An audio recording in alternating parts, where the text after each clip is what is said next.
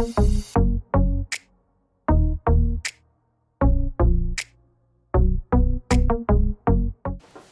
everyone, so hopefully I have this edited and uploaded in time, but my goal was to have this up September 10th, which is World Suicide Prevention Day. And I just feel like this is a very important topic. It's very close to me, and I think a lot of people deal with this and don't know how to deal with it. So I decided to make this video for today specifically for people who are having trouble reaching out. You could be depressed, anxious, whatever the feeling is that you're having trouble reaching out about. You don't have to be suicidal to use any of these tips, but these tips would help in a multitude of situations. So hopefully these will help you. These are ideas that I've gathered just from like researching and then also from personal experience. So let's get to it. Alright, so I know that reaching out can be really hard, especially if you've never done it before or you're just nervous in whatever way. You can feel ashamed, you can feel awkward.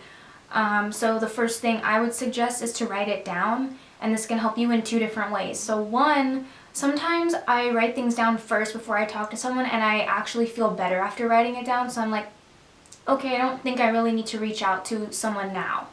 And then two, this could help you by writing down exactly how you're feeling, so that when you are talking to this person or texting this person, you already have kind of like a mini script to say like, I'm feeling like this.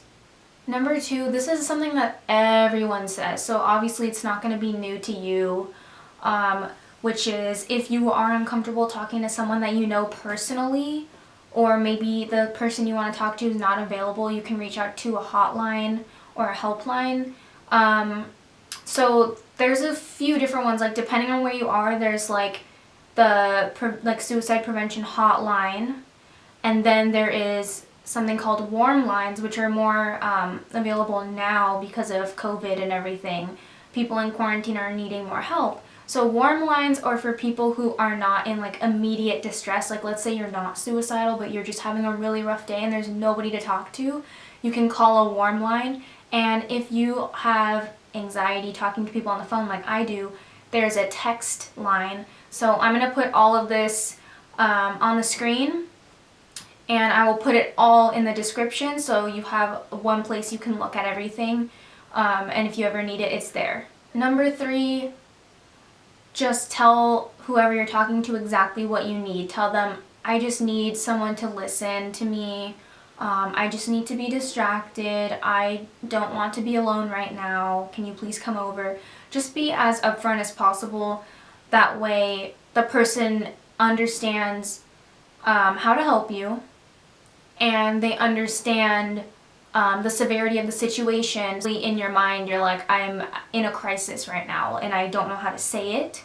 So you don't necessarily have to say, I fear that I'm in danger, if you're not ready to say that yet. But maybe you tell them, can you please come over? I really cannot be alone right now. That's another way of saying it. And then if you do feel comfortable saying it to the person when they are with you in person, then go ahead and do that. But I know it's like really hard to tell someone that you feel like you're in danger. Number four kind of goes along with number three, the last one, which is explaining your feelings in the most honest way possible. I know it's difficult to do that, but if you don't, then you might not get the help that you need, which is why I mentioned just saying exactly what you think you need from the person. But another way that someone can help you that already knows you is by telling them, this is exactly how I'm feeling, this is how severe the situation is, and then they can try to help you from there. Hopefully they offer you some options, or they just ask you like, what can I do to help?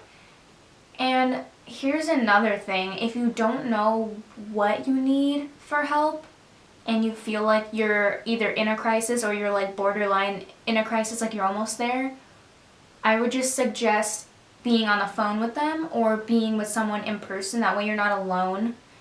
because that's like the worst thing to do, is to be alone during those feelings, because most people are not thinking rationally in that situation. So to have someone there who is, in a good state of mind, who can keep you more grounded, then I feel like that helps more.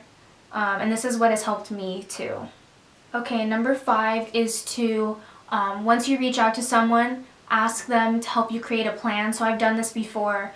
This plan doesn't have to be a crisis plan, but crisis plans are extremely important.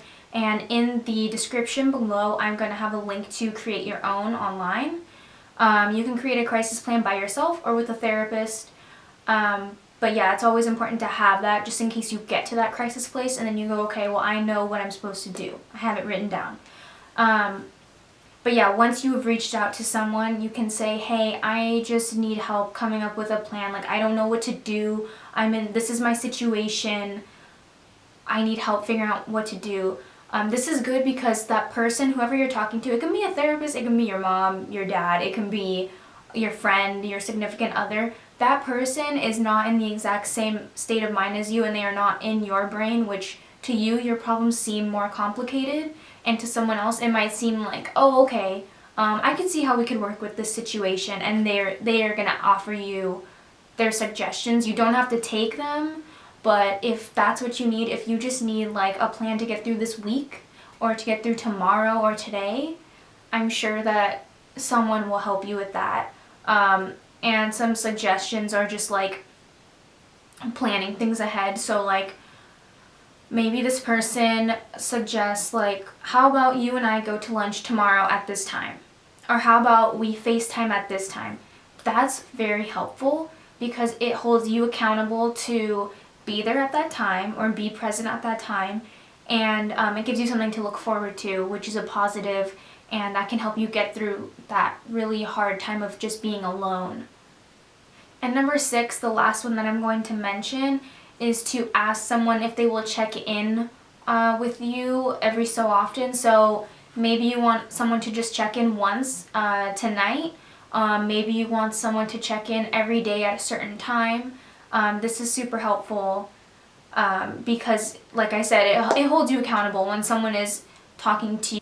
I think when you have someone who checks in on you, whether you've asked them to or not, for me, it helps me feel like, oh, this person does care and I'm not alone, because I know when I'm in like that really, really dark place, I feel like nobody actually cares about me. Like, they're all just lying. Like, it's not real. They don't really care. But if they're doing actions like this to help you, it's almost like impossible to think that and believe that that is 100% true.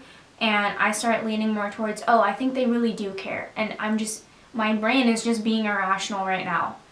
And that happens. It's fine. Like, it's happened to me more than once. So if that's how you're feeling and you are struggling to open up to get help, try to remember the good times that you had with that person and try to remember the nice things that they have said about you or helped you with, because that always brings me back to, okay, my brain must be lying to me. This person really does care about me. My brain is telling me that they don't, but I know that they do.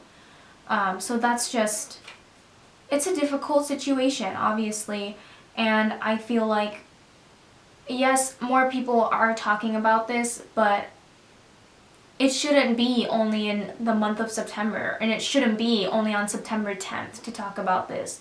It should be like this year-round, and I know that a lot of people want it to be that way, and they're working towards that, which is good, but we still have a long way to go.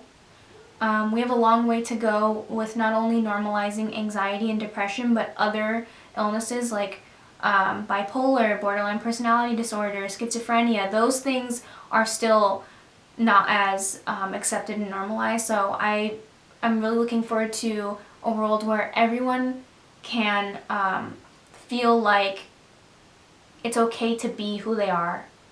And if you are feeling this way, just know that it's not your fault. It's not a flaw.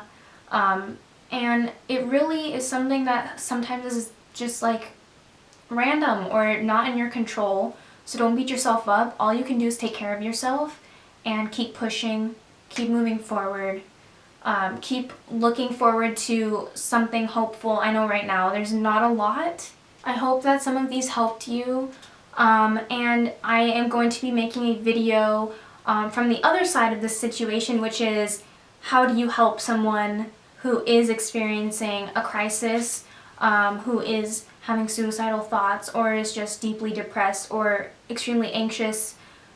So that video will be coming soon. Thank you guys so much for watching, and I hope that everyone is having a great day despite the crazy time that we live in. So keep taking care of yourself and keep going. Don't give up. Bye guys.